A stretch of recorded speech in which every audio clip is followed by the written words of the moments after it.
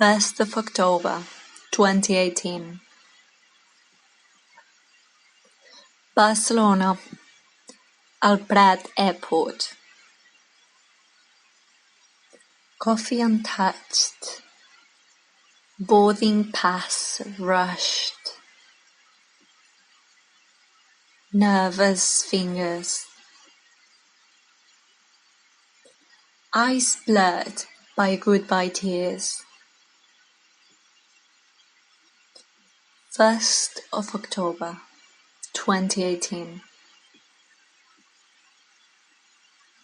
1st of October 2 p.m. Barcelona to Stansted. 1st of October 2018. The flight attendant smiles. Sparkling or plain? Sparkling? Pardon? Sparkling, please. Sparkling? Yes. She hands me my water. Thank you. My accent. My strong Catalan accent. Will people in England understand me? Will they ask me, what is your accent? Where are you from? What will I say? Would I just say from Spain and leave the conversation there? Or risk it and state Catalonia and expect them to ask, where? 1st of October 2018. Sitting on an airplane, goodbye tears running down my cheeks. I wondered, what is to come? How will my new life in England be? And I wondered, who do I say I am? How do I honor a life that I am putting behind me? Where are you from? Barcelona. Spain. Catalonia. Would people even know what Catalonia is? Where it is and what we stand for? Would they know about the language, culture, myths and legends? Would they know about the struggle? Would they know about the police violence, the weekly protests, the riots, the silence demonstrations? Would they know about the fear of seeing the Spanish police storming towards you while you're sitting on the floor, holding your hands up? 1st of October. 1st of October 2017. A few hours before the referendum about Catalan independence. I am sleeping in a polling station. It is the middle of the night. I am woken up by screams. Putos catalufos, catalanes de mierda, ojalá os muráis. I reach out for my friend's hand in the darkness, holding it with a strength I didn't even know I had. We are sleeping here to stop the Spanish police from closing down the polling stations during the night. We are here to defend the building from random masked teenagers chanting the Spanish fascist anthem. From shamed Neo-Nazis with baseball bats, kicking the door, laughing. From people waving Spanish fascist flags. Motorbike squeaks, threats to burn the polling stations down, with us inside.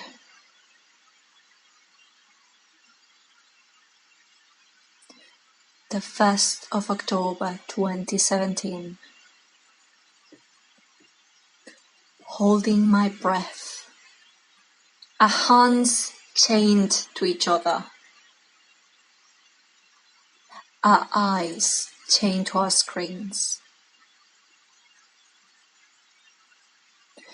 WhatsApps, Instagram, Facebook. Those testimonies that didn't make it to the news. Riot police charging against children, elders, protesters.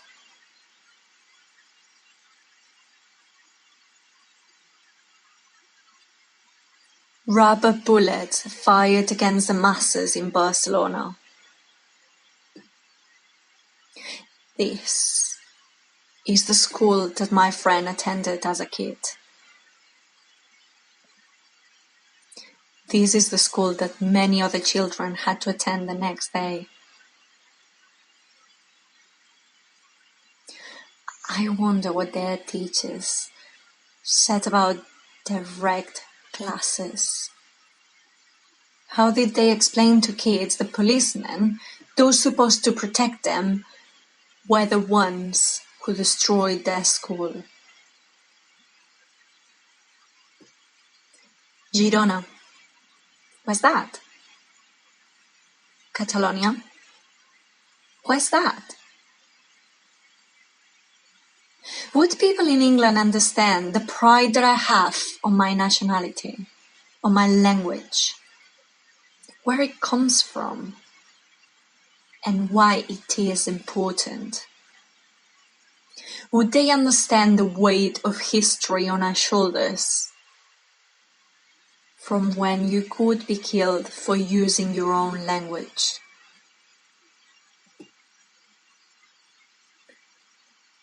We were the last ones standing in a war against fascism, when our elders had to leave their homes. Would they understand the seed of sadness and fear planted on my grandfather's heart, the day when rocks rained on his village, when soldiers blew up their village church, perforated his roof, destroyed his house, burned his hope for a future where hate would be history? Would they know that this pride comes from years and years of having to defend our language? Should I tell them how my parents, aunts and uncles ask for my help when they have to write in Catalan? Because our language was banned from schools during generations. Should I tell them that I am the first generation in my family to be educated in our own language? Where are you from? Would I just say from Spain and leave the conversation there? Or risk it and state Catalonia and expect them to ask, where?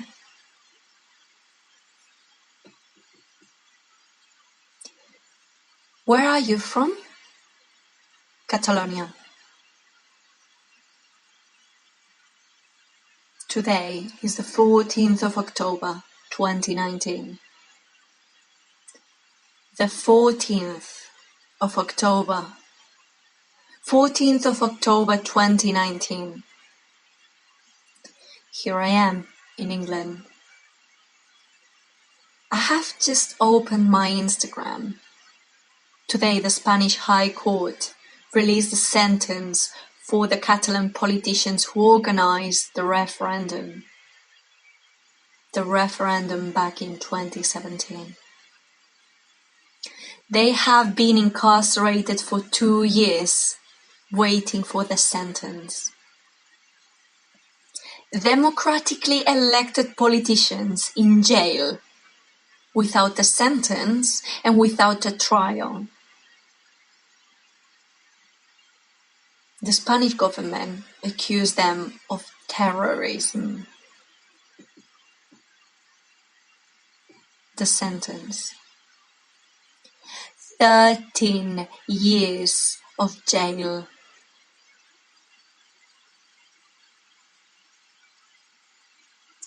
In Spain, for raping someone, it's 6 years of jail.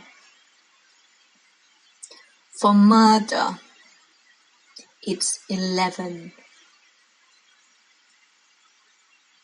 For setting up ballot boxes, 13 years of jail. I bury myself under my duvet. I cry, scream, call my family, my friends, with my nose glued to the screen and my fingers scrolling through long messages from my friends. Videos of the ones granting protests. I want to call those who I know will be in the front of the riots. And I wonder what my grandfather thinks of all of this. Digue'm. Hola, avi. Digues, va. Riu. Res, que m'agrada molt sentir-te la veu. Ah, vale. Encara tinc la mateixa, de veu. Et truco perquè et trobo a faltar. Ah. Què en penses de les sentències que es van posar als polítics catalans per fer el referèndum? Què me va semblar? Doncs mira que penso que es van passar una mica els jutges. Sí.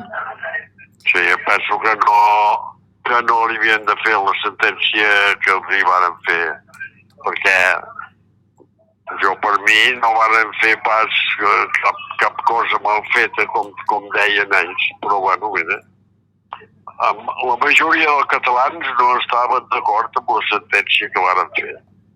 A la teva edat ningú podia protestar, perquè es havia de fer el que deien i anar seguint i s'ha acabat. Llavors perquè n'hi havien de... Bueno, no en deixaven fer, no en deixaven fer, però això és una cosa que les protestes és d'ençà que hi ha la democràcia. A l'època d'en Franco els haguessin agafat tots a la presó. Si hi havia alguna cosa que ho amagaven, tampoc se sabia. Em pots dir alguna cosa de com va ser la teva vida mentre en Franco era aquí? Quan se va acabar la guerra tenia 6 anys, sí. I quan va començar en tenia 3.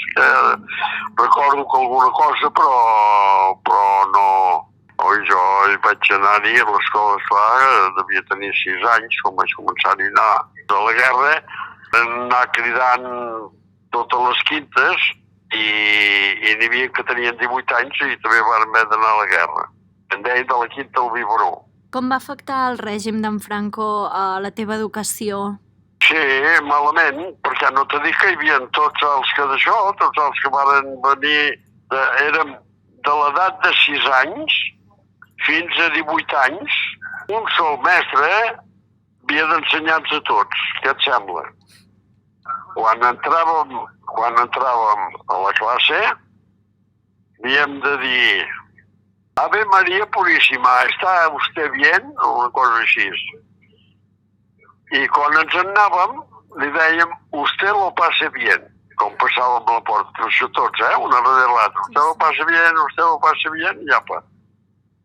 Quan érem a dintre de la classe, els nostres puestos, hi havia la bandera dintre N'hi havia un que agafava la bandera i la posava a fora al balcó.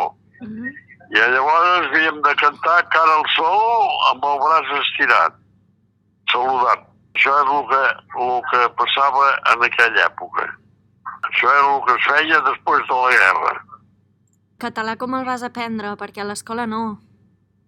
No, home, el català, jo el vaig estudiar mai, el català. Tot es feia en castellà. Sí.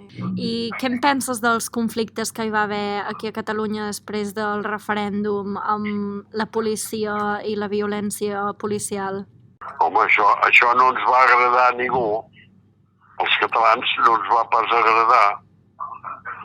Va ser una cosa molt grossa que va passar, però mira, ja ha passat. Què hi vols fer-hi? Home, els catalans el que volem que ens deixin tranquils i ens agradaria governar-nos a nosaltres mateixos ara. El que passarà, això no ja es veurà. Creus que s'aconseguirà algun dia? Com? Si creus que s'aconseguirà la independència algun dia? Home, a mi sí que m'agradaria que es aconseguís ara. És molt difícil, això. Perquè els catalans de moltes generacions que sempre es voldria la independència. El que passa que els que manen no la volen donar. A tu, quan la gent et pregunta que d'on ets, què dius? Home, jo dic que soc català, no? Això vols dir? Sí. Jo soc català i penso que en català, Vale.